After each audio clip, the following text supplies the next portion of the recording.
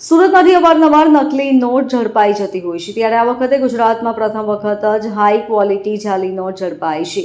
આ network national અને આંતરરાષ્ટ્રીય સ્તરનું હોવાનું સામે આવ્યું છે. હાલ પકડાયેલા 2 આરોપીને વોન્ટેડ જાહેર થયેલા પશ્ચિમ બંગાળના શખ્સને વોન્ટેડ જાહેર કરીને આગળની કાર્યવાહી હાથ ધરવામાં આવી રહી છે.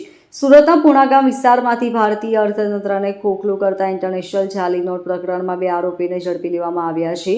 સુરત એસઓજી પોલીસે ઝડપી પાડ્યા હોવાની માહિતી મળી રહી છે. તેની પાસેથી હાઈ ક્વોલિટીની ભારતીય બનાવટની 500ના દરની નોટ, કુલ 9000ના દરની નોટ પકડાઈ હતી.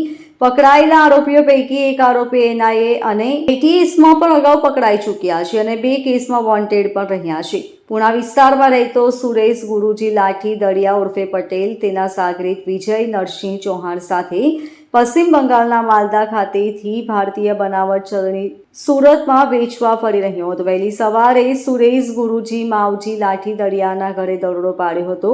દરોડાની કાર્યવાહી દરમિયાન હાઈ ક્વોલિટી ભારતીય બનાવટની જાલી નોટ 500ના દરની 18 નંગ 9000 રૂપિયાની મળી આવી હતી.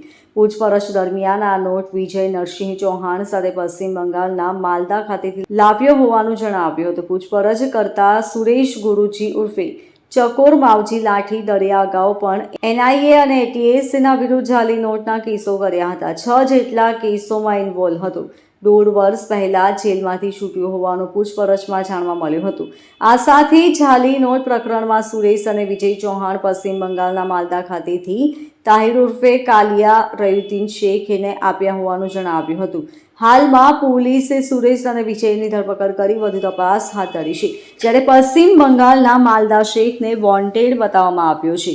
સુરત એસઓજીના ડીસીપી રાજદીપ નકુમે જણાવ્યા મુજબ આ ભારતીય બનાવટની 500ના દરની નોટ અત્યંત બારીકથી બનાવવામાં આવી છે. અસલ નોટ અને ડુપ્લિકેટ નોટમાં ફરક દેખાતો નથી. તેમજ તેના માટે ચેક કરવા માટેનું સુરેશે મશીન ચેક કરવા માટે વસાવ્યું હતું. આ બધું આ જાલી નોટ પ્રકરણમાં કાચો માવો અને પાકો માવોનો કોડવર્ડમાં ઉપયોગ થતો હતો, જેને પોલીસે આ કોડવર્ડ ઉકેલોમાં સફળતા પ્રાપ્ત કરી છે. કાચો માવો એટલે જાલી નોટમાં થોડી ખરાબી છે અને પાકો માવો એટલે જાલી નોટ બરાબર છે એવા કોડવર્ડનો ઉપયોગ થતો હતો. Bureau report LK star news Surat.